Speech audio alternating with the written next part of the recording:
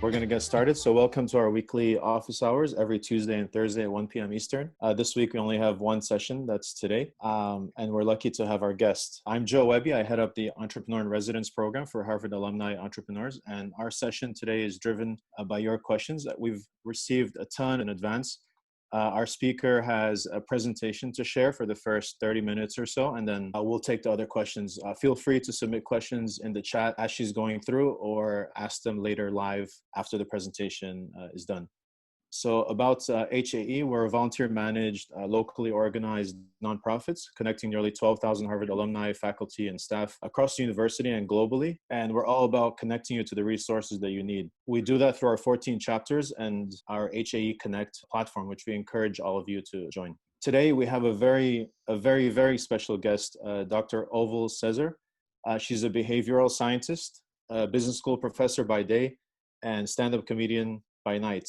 She has over 200 Google Scholar citations, 233 to be exact, and is a 20. Know that. Thank you. Yeah, I checked last night, and is a 2020 best 40 under 40 professor by Poets and Quants. Dr. Sezer studies misguided social heuristics, that is habitual behaviors that people think are effective in social interactions but backfire. She investigates when and why people's social intuitions are misguided, and how they can fix these suboptimal behaviors. As a behavioral scientist, she uses multi-method approach, including lab experiments. Dr. Sezer is an award-winning teacher and researcher. Her work has been published in leading academic journals, including Journal of Personality, Social Psychology, Organizational Behavior and Human Decision Processes, and Journal of Association and Consumer Research.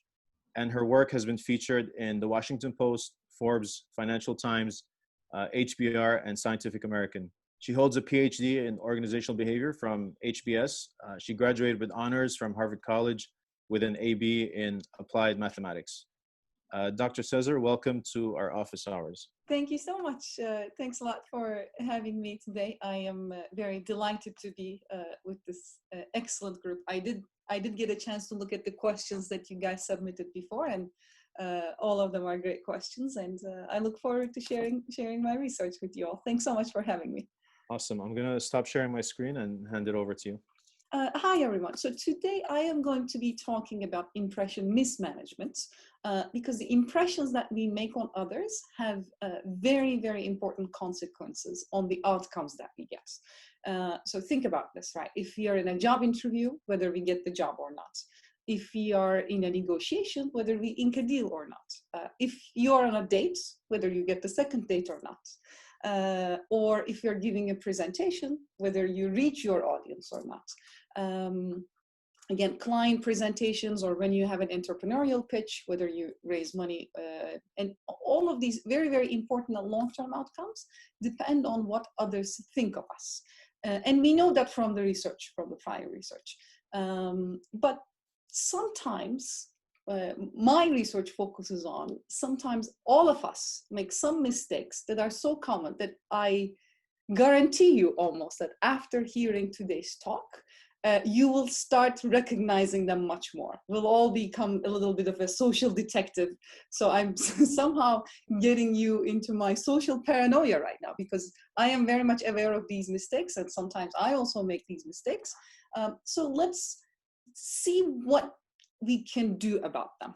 And I want to start with some examples from our own lives. And right now, especially now that we are spending much more time at home, of course, online impression management, virtual impression management is a huge part of our lives too. I'm sure we all spend a little more time on social media. We share more about our life, or we see more about other people's lives. So I'm going to start with some examples from Twitter, from the things that people shared publicly on their profile. All right, so here is one. Why do men hit on me more when I'm in sweatpants? It makes no sense. Well, let me say this with a hair toss, actually. Oh my goodness, so hard, so hard. This is very hard to do. Of course, we all understand, Miss Miranda, we all have been there. But it's kind of interesting that, you know, instead of saying, I'm so attractive, yay, people are interested in me. She seems a little in disbelief about this, and she's like questioning it. Here's another example. Just been asked to give a talk at Oxford. I'm more surprised than you are. Yes, again, we all have been there, just like this person. Here's another one. I'm kind of nervous that I'm going to be heard by hundreds of thousands of people on BBC Radio 1 in less than 15 minutes. Again, in this announcement, we don't only hear about the fact that the person is going to be on BBC Radio 1 by hundreds of thousands of people, let's also say that, but we also hear that he's kind of nervous. And I have some academic versions of this too. You know, I don't know if you, well, I'm sure you get lots of academics for these series, and if you have academic friends, we are also not immune to this. You know, I can imagine I'm at a conference and I say I published a paper. I can also say something like, it's so exhausting to keep up with the media requests after I publish the paper. You know, there are so many ways of saying things. And this is called a humble brag. So this was actually one of the first things I started to investigate. And again, when I first started this project, I was so excited. I was like, oh, how nice. I'm going to analyze some humble braggers, some arrogant people out there. But the more I get into this, the more I realized we are all susceptible to saying things like that. And in this talk with all of these behaviors, I'm not going to just talk about humble bragging. I will also give examples of other behaviors. We have two people, right? We have the self-presenter. We have the person who's speaking, who's trying to make a good impression, who's applying for the job or things like that. And we have the target. And when we look at these two agents in the social interaction, we also have different literatures that speak to both sides. So my research questions also focus on both sides. One is, how effective is humble bragging and other behaviors that I'm going to be talking about in creating a favorable impression? All right, we see this behavior, but is it actually good or not? And you may already have some hypothesis around that based on your experience with humble braggers. And the more interesting, the more puzzling, the more intriguing question for me that I still think about every day is that, why do we even do these things?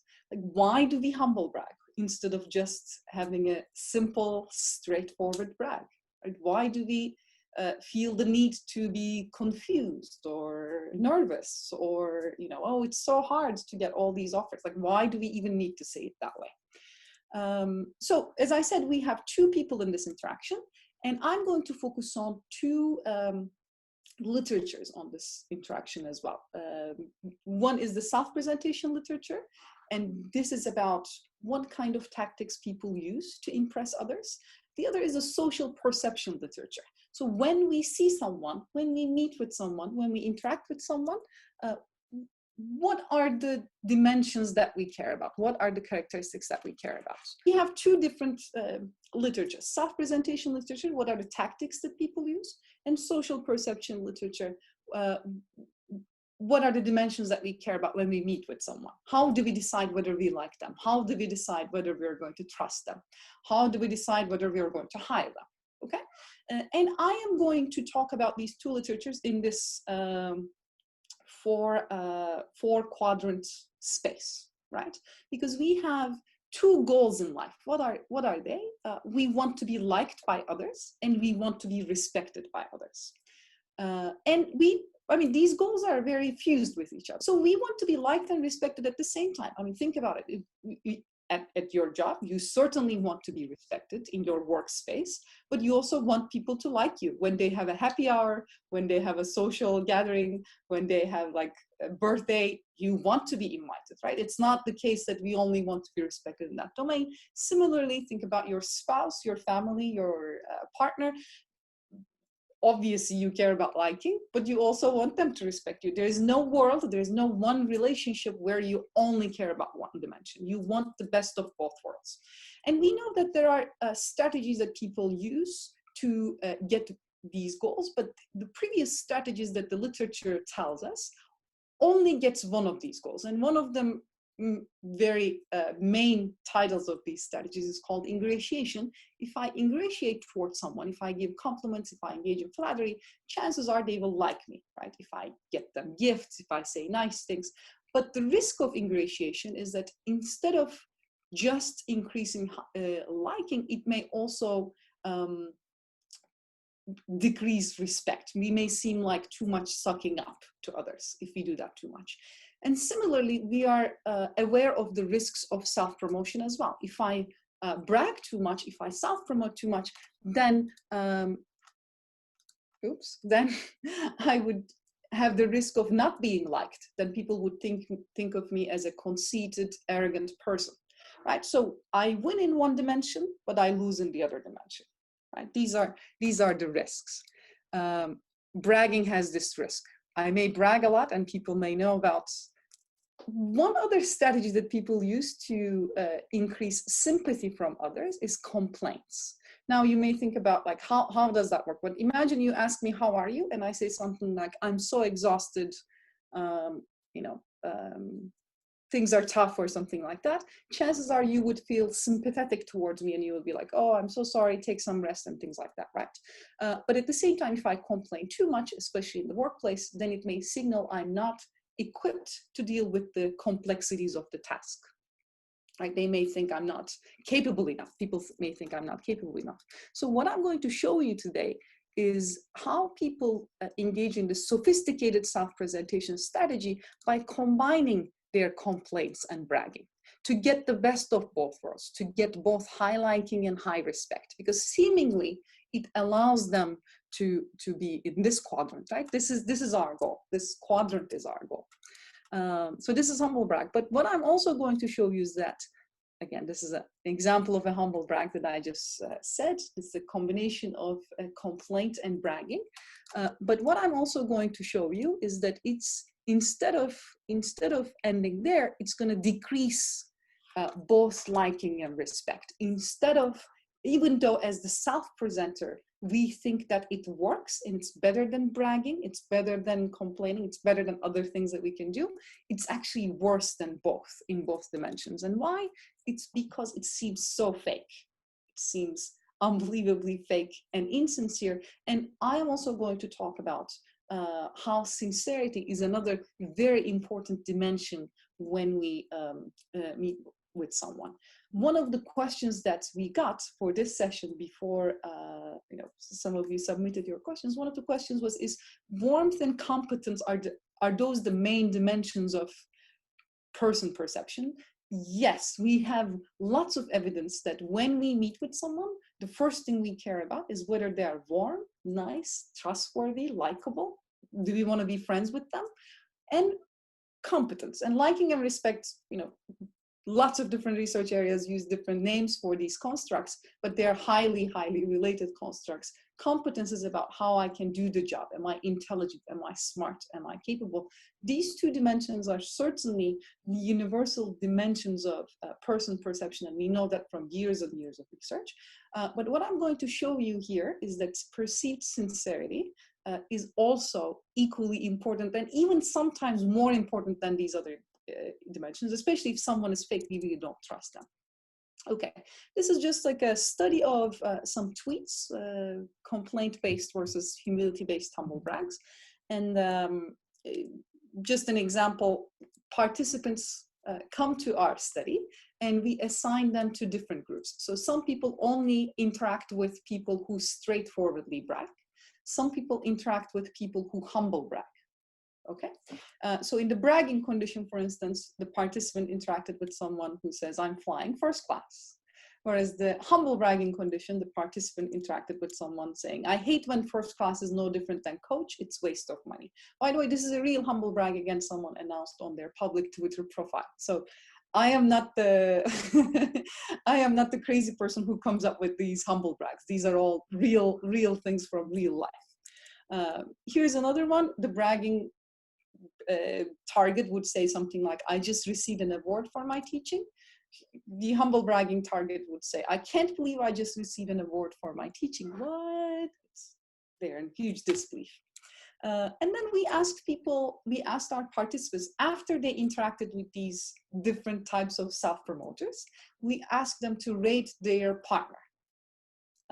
And what we find is that in terms of liking both types of humble brags, both the complaint-based one or humility-based one, so the one that says, you know, I hate it versus I hate when first class is no different, and humility-based one was, no, I can't believe I got this award. So they are both less liked than straightforward bragging, but complaint-based ones are even worse. And similarly, we find the same effect for perceived competence. So people who humble brag are perceived to be much less competent than people who brag. Why? Because they just don't seem sincere. They just seem so fake. And I'm sure you know these people too. You know, I'm not saying we love people who brag. That's not the message. But at least when someone owns their self-promotion, there's something real about it, right? There's something, you know, we say, you know, at least they speak their mind, and we value that as perceivers. And why do people humble brag? So this is an interesting study, and this is the last study I'm going to show about humble brags, and I'm going to move on to other behaviors that I study. So in this study, we asked our participants to come to our lab session and again chat with someone else, but we gave them different goals. We in one group we told them, you know, the other person will evaluate you at the end, make them feel very sympathetic towards you. The other group got this goal, impress them. They will rate you at the end, and if they rate you well, we're going to pay you. Please impress them. And in the third condition, we gave them both goals. We gave them, okay, make them feel sympathetic, but also impress them. And then we gave them these options. You know, do you want to send a complaint, something like, I'm so exhausted? Do you want to send it just a brag? I get elected to leadership positions all the time. Or humble brag, I'm so exhausted from getting elected to leadership positions. And what we find is that when people have a very specific goal like this in a lab setting, and when they have an impression management strategy selection as a task, when the goal is to elicit sympathy, overwhelming majority of people, as you can see here, choose complaints. And that's the right thing to do, right? If I complain, the other party will feel sympathetic towards me. When we tell them to impress others, then we see the peak in bragging. A lot of people say, oh, I'm just going to brag to impress them. I'm just going to self-promote. But when we give people these two dual goals, even in a lab setting, now we see the peak in humble bragging. So in a way, even though we are very good at recognizing humble brags and spotting the mistakes that others make, when we have this dual goal, which is pretty much every social interaction that we have in life, when we have this dual goal, majority of us fall prey to these mistakes. Why? Because it seemingly allows us to get the sweet spot of self-promotion. Oh, I'm going to brag, but I'm going to soften it with some other mask. You know, it's bragging, but it's bragging masked by either complaint or false humility. And it seems like it's going to work better than just saying, you know, I'm very educated, I'm very smart, or something like that. But what we show here is that it's actually the opposite. So people engage in humble bragging because they think it's going to get the best of both worlds, but it actually backfires. So I'm just going to summarize some of the other behaviors that I study. Oh, I do have some time. I'm going to go through them. So humble bragging is one. The other thing, and by the way, I'm going to give you like specific, concrete advice about how to brag. That's going to be very tactical, yes, right? Very yes, tactical. It is going awesome. to, yes. In addition to these study results, we will definitely go through. So what can we do? Okay, if I want to brag, what's the thing to do then? That's a dilemma that we all face, because if we never say anything about ourselves, that's also very risky, right? Like, we have done all these work, you know, we have some great qualities that we can contribute to the world. If no one knows about it, then what's the point? Plus, right now in our world, it's so competitive too, right? First of all, we are just competing for attention, even, not even for the thing, but competing for, you know, Instagram, Twitter, how many followers, this, that, like, oh my goodness, it's just LinkedIn. Everything is just so quick and so much, and everything is so accessible. It makes it even more competitive. So the answer is not, oh, I'm not going to brag and I'm not going to say anything about myself. That's the wrong thing to do. because why? Like I have, if I have the expertise, it's good to let others know about this, but how can we do it in a way that's not threatening, in a way that's communal, in a way that's signaling trust? So we're going to talk about that. But bragging is just one way. The other thing that we can be careful, bragging is just one dimension of things that I study, and I'm going to give more specific advice about that. The other thing that I study is giving compliments or like saying things to each other. And I'm going to talk about backhanded compliments in a more detailed way, and then I'm going to summarize other things as well, just because I do have lots of research on compliments, and I think especially for our COVID times, we have some important lessons for how to improve social interaction. So I want to share that as well. So imagine after this talk, one of you comes up to me and says, "Your talk was great." I mean, not to fish for a compliment, but in case, sorry, in case you want to, this is a very welcome comment, just say. Why? Because we all love compliments. Compliments are great social glue, like such an important social tool. We feel good about ourselves because it's egocentrically so validating. We also like the person who gives us the compliment. So it's all good. But imagine instead of, I'm going to say one more thing about this. Flattery and compliments are so powerful is that actually one of my favorite studies coming from 2010. This is a marketing study, and I don't know if it's going to be useful for any of our audience here. But in this study, what these researchers have done is that they sent flyers to people in the neighborhood, but there are two different types of flyers. One, the flyer says, "We are contacting you because you're so stylish." It's a flattering ad, right? "We are a new store. Please come visit us." The other group just gets a neutral ad. "We're contacting you because we are a new store. Come back to us." And when they ask these two groups, what do you think the store is trying to do?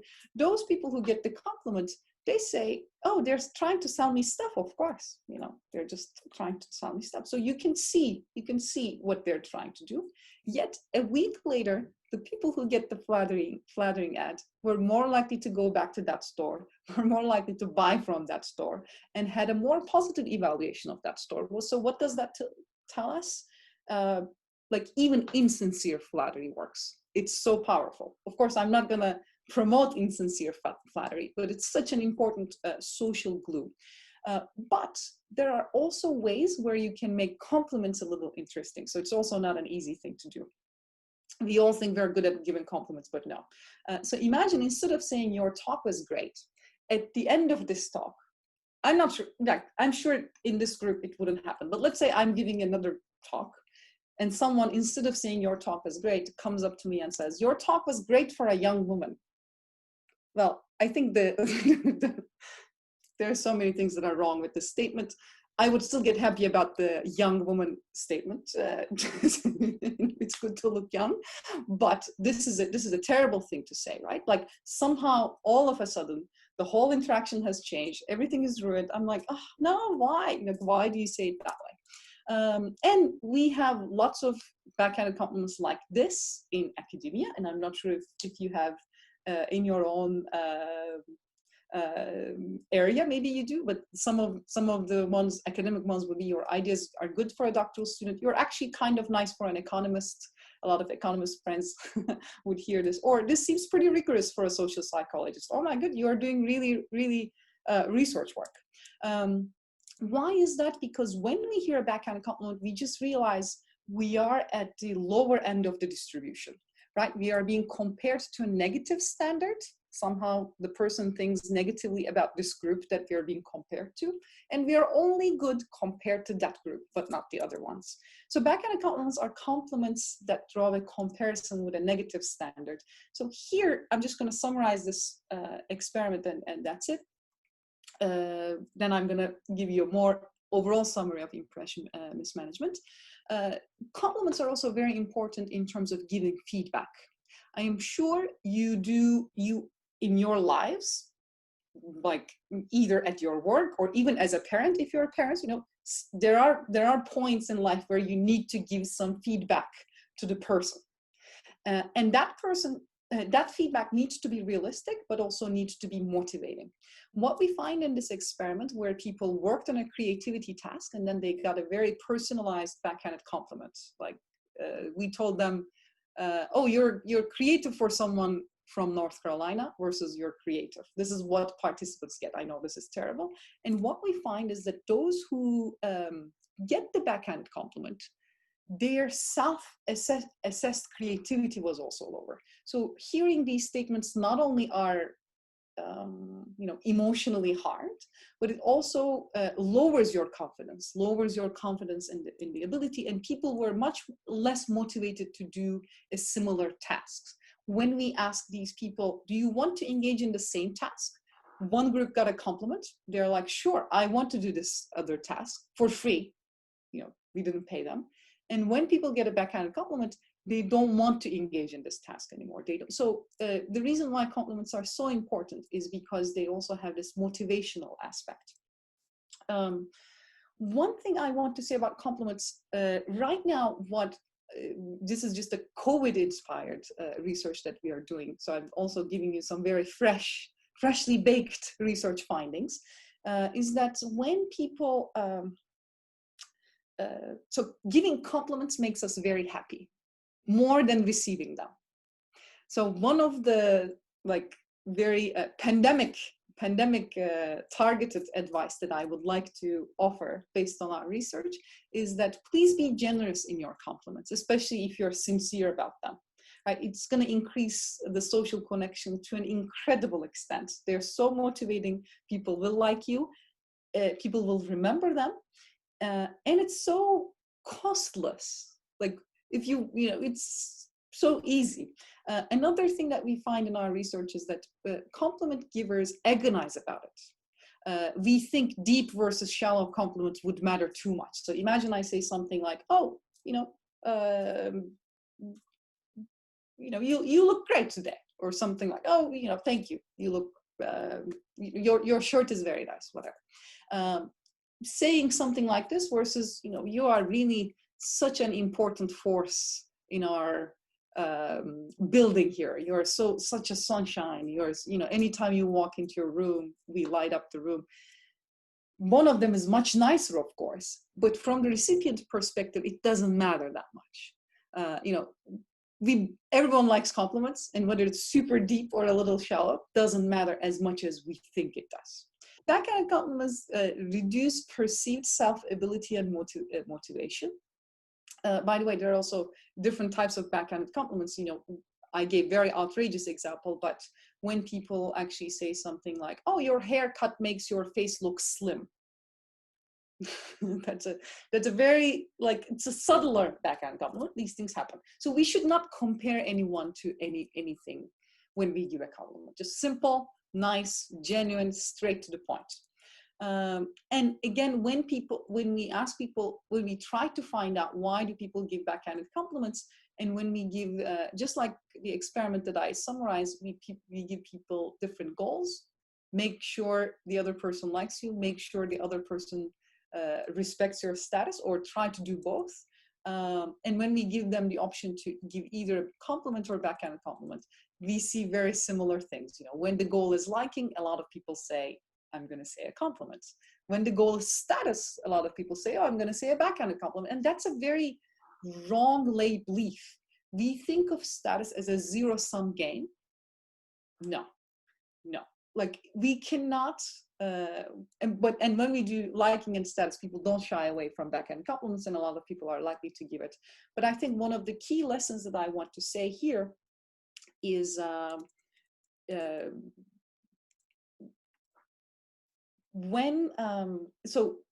and this is also true for warmth and competence judgments.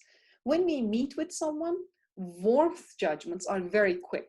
So when we meet with someone, we immediately decide whether we like them or not. This is just how our psychology is wired, right? We immediately know, that's all we care about in that very first second. Whereas the respect and competence aspect needs to come later. So we need to cultivate a relationship. But if we want to use a shortcut, like a humble brag, like a backhand compliment, this and that, then unfortunately, it's not going to work.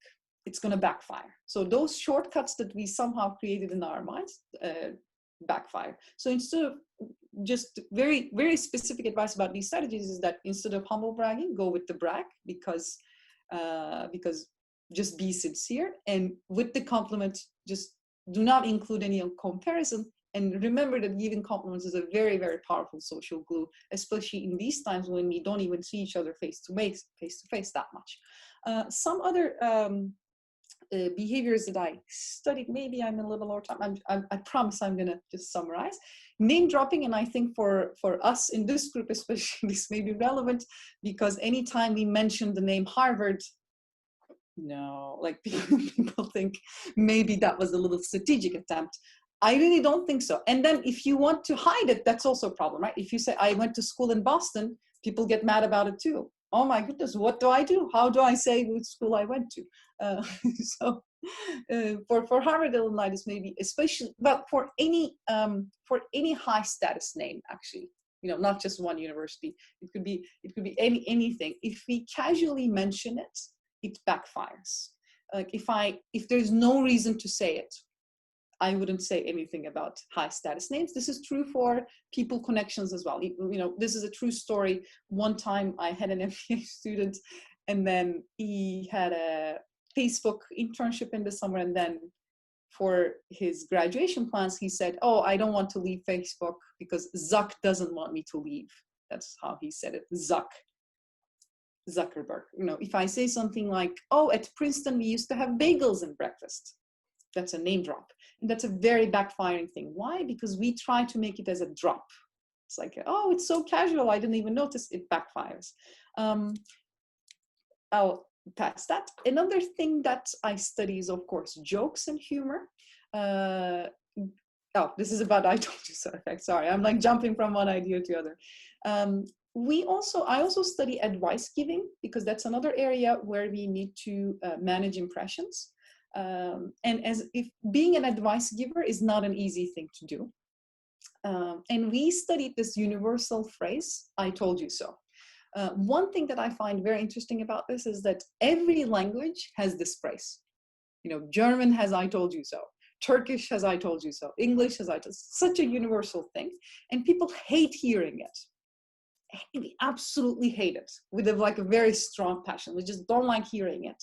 And we don't learn it. If we hear it, we don't even change our behavior. So it's not even an effective behavior. Why do people still do it? What we find in our experiments is that it feels so good to be right. And people want to remind others that they were right. And inside jokes, again, I love humor. I try, it's one of my hobby areas, but one type of joke that may backfire in the group dimensions is when people share inside jokes within a group. That creates different group fault lines, and it's definitely not something that we want to hear. Fishing for compliments. I try to do that, so I hope I get some good comments at the end. Here we try to understand how people do it, why people do it, and we told people in an experiment, for this experiment, you're going to talk with someone, and the other side doesn't know about any of this, and only some people know about this. And we told them, for any compliment you get, we're going to pay you extra $10, and you have 5 minutes to chat. And we wanted to understand what people do in that experiment. And there are so many things that people do, and one thing that people do is they give themselves outrageous insults. Oh, I'm the worst. I'm the worst. I'm really not smart. I'm so dumb, so that the other party makes you feel better. But obviously, fishing for compliments, you may get the compliment, but it may never work. Hiding success. This is actually what I was talking about. Sometimes you wouldn't share your success with a friend, especially close friend, to make sure they are not jealous or envious or sad, especially if you have also, if you're in the same area, if you're like looking for the same promotion. What we show is that it's very bad and it's very offensive, because then people think, oh, you think I'm going to be jealous of you? We're not friends anymore. That's very, very offensive. And one final thing that I'm going to list here is sorry for my language, but it's ass kissing. It's another term that exists in every language. And in every language, it includes either kissing or something. That's also just linguistically, it's so interesting to me. Here we look at what happens if you fall for ass kissing. So imagine you're a leader, and obviously people give you lots of compliments and you are the best. Your jokes are funnier somehow. You know, I make all these jokes. I study jokes. My jokes are not that funny. The department chair makes the jokes. So funny. No, he's really funny, but I think I'm funny too. What we find is that when leaders fall for it, people really don't like that leader anymore, because they're like, oh, you were my hero, but you're so naive. You're not emotionally intelligent at all. Don't you see this effort that's going on for you?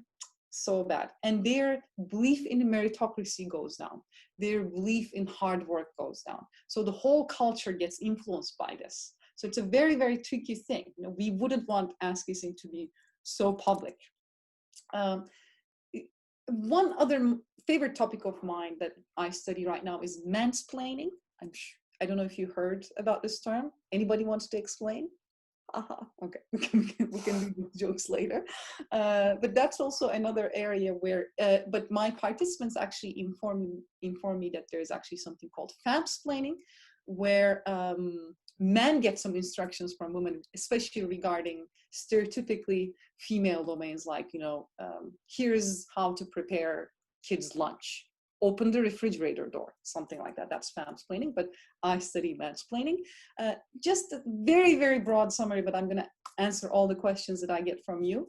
The best way to brag, and I know this was a lot of things, you know, advice, feedback, compliments, bragging, but this is exactly what impression management is about. And I know that in the short time that we have, I just give you a glimpse of things. But first, find someone else to brag for you. That's the best way to brag. Like if someone else brags for you and you're not even there, that's the best, most amazing thing that can happen. And let's all create a pact. Like if I hear anything about this group, when I'm talking to another group, I'll say, oh, they're the best. They are the best. So let's have this little pact. Asking questions leads to better impressions. Why? Because people like to reveal things about themselves. We love self-disclosure. Let them talk about themselves. They will do the show. Seeking advice is very effective. If you ask for advice from others, they will think you're very smart because it's very flattering. Changing your mind and recognizing it in public is a good way. It signals maturity, it signals good leadership skills, but make sure that you have some time between opinion A and opinion B so that you seem like, and you are, you know, you thought about it, you considered both angles, and now you change your mind. If it happens very quickly, people think, oh, it's so quick. And the other thing is revealing failures. Now, this is a risky thing to do, of course, for working individuals. You know, what kind of failures I'm going to reveal. So we need to establish our competence first. But revealing failures and being vulnerable has been super effective in terms of creating this bond that people feel to you. People start identifying with you. People start admiring you for your vulnerability, which is again related to this be sincere idea. Be genuine, be sincere, be yourself, and then we'll then the impression sort of follows that. So with that, I want to say you have been a great audience. I'm not comparing you to anyone. This is all true. This is a fact. And I look forward to your questions. And I know this was a lot, but I wanted to give you a sense of what we mean by impression mismanagement. Thank you. Definitely. No, thank you so much. I feel like you need to write a book and share share this with the world. You. I look forward to those days. Yes. Awesome. So looking at all kind of the questions that were coming in the chat and the ones pre-submitted, when there's sort of that information asymmetry and you're, walking into an investor pitch, or it's like a cold start, if you will, how do you create context around this whole humble bragging issue? Yeah. So one of the things that I said about all of these things, including humble bragging, was like the reason why they backfire is not because we are bad people. I'm sure we all humble brag, by the way, in our lives. I hope you agree. I do. I mean, even in a job interview, when people say, what's your biggest weakness? At some point in our lives, we did think of giving that answer. Oh, I'm a perfectionist. Oh, I work too hard. Yeah. I'm so nice. You know, people take advantage of me. So some of us may be more likely to humble brag versus others, but still we all do it. So how do we, you know, if we think of entrepreneurial pitches, we do have a new paper about entrepreneurial pitches that showed if entrepreneurs feel authentic themselves, not even being perceived, but if they feel authentic, they do better. If they feel like themselves, they do better. And when I think of that finding versus all these behaviors that I study, and I said one of the problems with humble bragging is that how it's a shortcut to get the respect side, right? It's a shortcut. I want to do multiple things in it's hard. So, and if feeling authentic and being perceived as genuine and sincere is also important, how do we combine all of those with your question? Great question, by the way. I would say creating stories is very, very important in communication. You know, stories for what your pitch is. Why is that?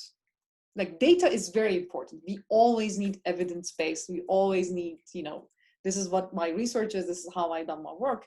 But creating stories is so important. Why? Because we never forget something that gives us emotion. Other stuff, our memory is very, very bad. And why I'm saying stories may be more powerful to create context is because they will provide us with an opportunity to brag without making it adjective based. If I say, like I was sitting in the Starbucks in Harvard Square, and I was coming up with this idea. Yeah, right, exactly. Like, oh, we were just together as a team. We just focused on the idea. We just exchanged, and it went on for hours and hours. That's a story, and in that story, you're saying lots of things about how hardworking you are, like how good you are as a team worker, how much you care, how passionate you are, without saying any of those things.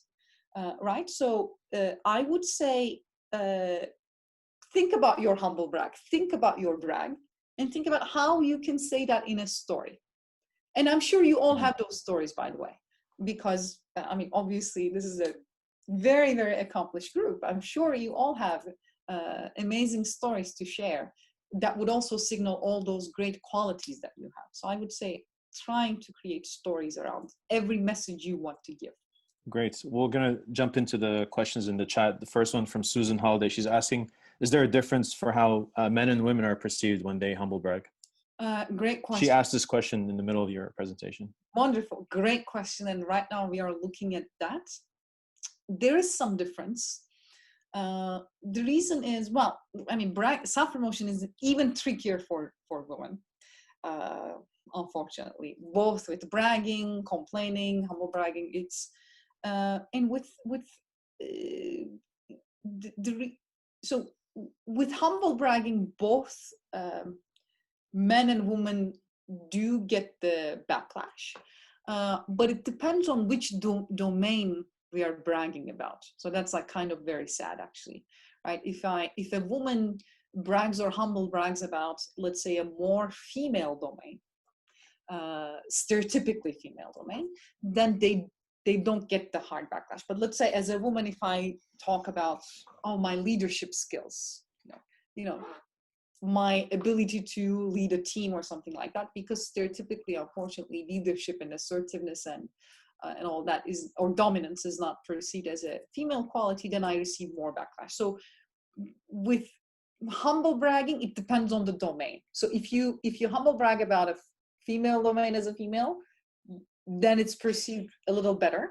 But if you humble brag about, let's say, another stereotypically male domain, then you get even worse punishment. So it's super, super tricky.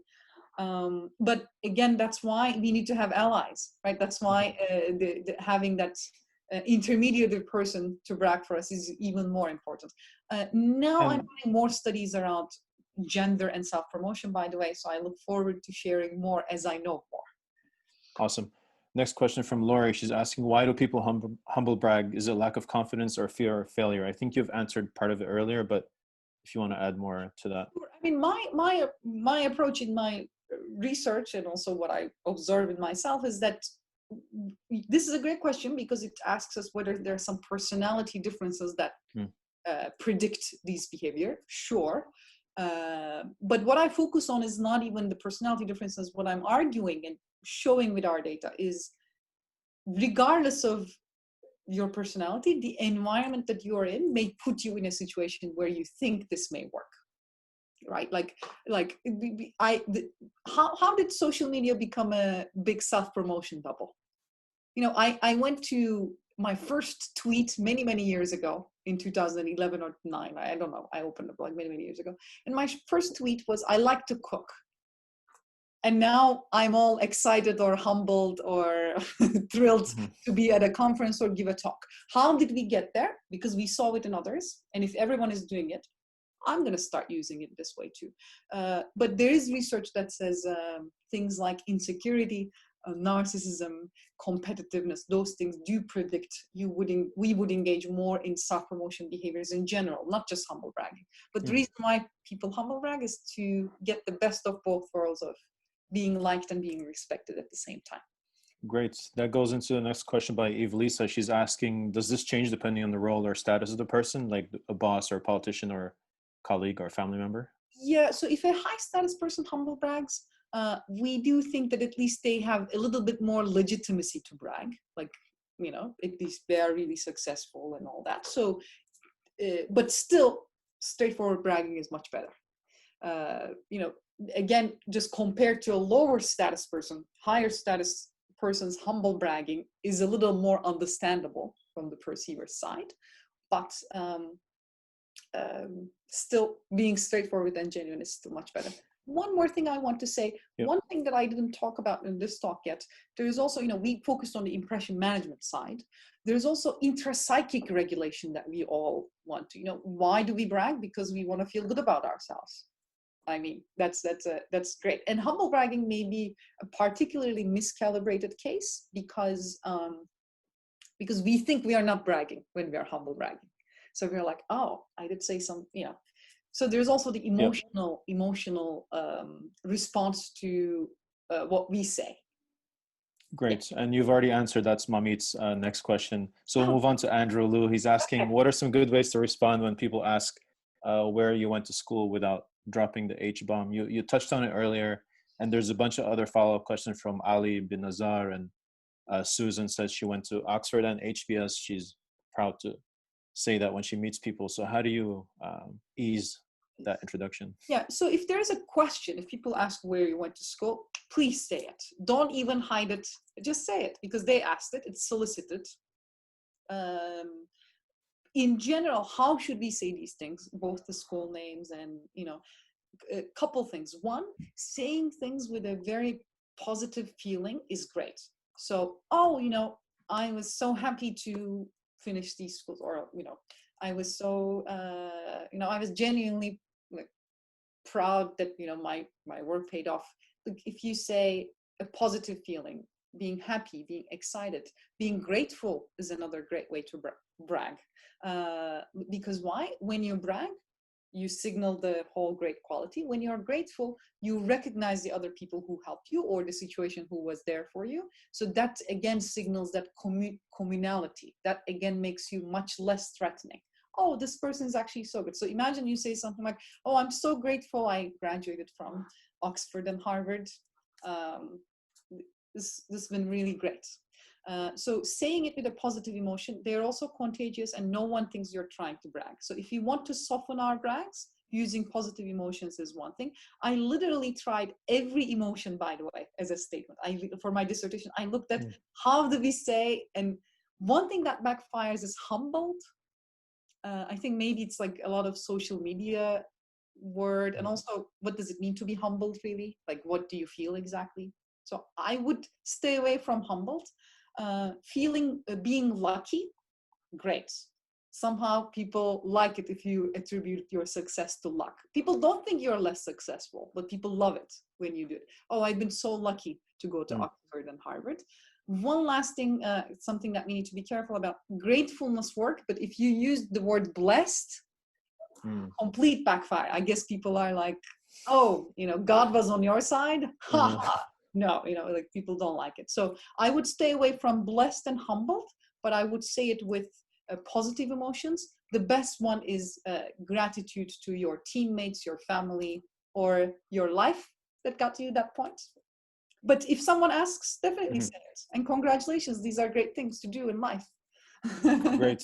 We're going to go to a question submitted from Rachel, but John Stammel, you submitted a question. If you want to add more context after this next question. So we have a question here from Rachel. She's asking, you have a great personal brand. How would you say your personal brand in 3 words? And how do you use that personal brand when you meet someone for the first time? That she's saying that you have a great personal brand. Oh my goodness. Thank you so much. Yeah. Well, this is always great to hear. As you know, please. Thank you so much. It's so kind of you. See, now I'm in a, even when I think and I feel grateful, now I'm like, but I said it as this is not a strategy. We are all in our genuine circle again. How would I say with 3 words? Well, I don't know if behavioral scientist is 1 word or 2, but I'm a behavioral scientist and I am a comedian. Usually I try to combine these two, and I'm a teacher. And usually I try to, this happens in, even, if you take an Uber, if you take a cab, people will ask you, what are you? What do you do? And if you're engaging in this conversation, what I try to do is I say the expertise and humor quickly, not even without strategizing. Like one thing that I like to say is that I teach negotiations and decision making, but I'm not good at those things. I say that I'm not good at those things, but I teach them. Like a really little self-deprecating humor there. It's interesting, and people engage. Negotiations, decision making, this, that. So for me, sparking some type of curiosity in my audience would be great, because I also feel very curious about other people, and I want to learn about what they do, what kind of work do they do, how they can contribute. So I'm not sure if this is answering the question exactly. This is a long answer, but sort of trying to induce curiosity and also signaling our curiosity towards the other side. I think that's also part of being an interactive brand, maybe. You know what I mean? Like one of the things that I like is when my students, for instance, submit jokes. In addition to, they say, here's the assignment, final paper. By the way, knock knock joke. Like, I just love it. It's great that they want to share as well. But 3 words: behavioral scientist, comedian, and a teacher. Awesome. And I think we should all come up with our own 3 words as well. A question here in the chat from Juliet Wagner. She's asking, when people say thrilled to share, are they really thrilled? How do you feel about that? Yeah, like thrilled. I actually haven't used thrilled in my dissertation experiments. I did use excited. Excited was a very positive one. Thrilled, I think right now it's just like being humbled. I think thrilled is also like overused a little bit, like especially on social media and Twitter and stuff. Maybe this is a great question, because if we, and in line with branding too, if a lot of people are using that statement, maybe we should not use that. There are so many words that may really mean you're super excited, you're so delighted, you're so enthusiastic, eager. There's so many words. So maybe I see that. I don't know if they are really thrilled or not. Unfortunately, I can't answer the question that specifically, because I don't know those people who announce it that way. But I agree with the intuition there that it became too overused. And I would stay away from anything that's too overused. One thing, by the way, regarding, this happens a lot, especially when we start new in a career. We look around, we try to get cues, we try to understand norms. Who is tweeting what? Who is sharing what? Who is saying what in what ways? I think it's safe and okay to learn those cues and behave that way for a while when we start, especially in a new environment. But as you find your voice, then we can distinguish ourselves. Great. Next question from Ali bin Nazar. He's asking, to what extent do you feel charisma is an innate talent versus something that can be learned? Yeah, so it's a fascinating area. I haven't done any research on charisma, but there's so much on that. And we already know that, I mean, even though people like to think of people as, oh, it's, innate and things like that. Based on all the research that we do, I know that most of these leadership skills, being more listener, being more charismatic, being a better present, all of these things can be improved and learned. Otherwise, it would be like we wouldn't have this many charismatic people around. Right? It can definitely be developed. Um, so that's what I know from Mhm. past research. Important area for sure. Important area. Unfortunately, Gr- I don't have specific study that Yeah, speaks to that. great. Just as a last thing, what would you like, any specific call to action from the community? How can we support you or follow your work? I also feel like you're kind of supporting the whole country of Turkey. Oh, I do. You're so contextual in your posts online, and is there anything that we can do to support you?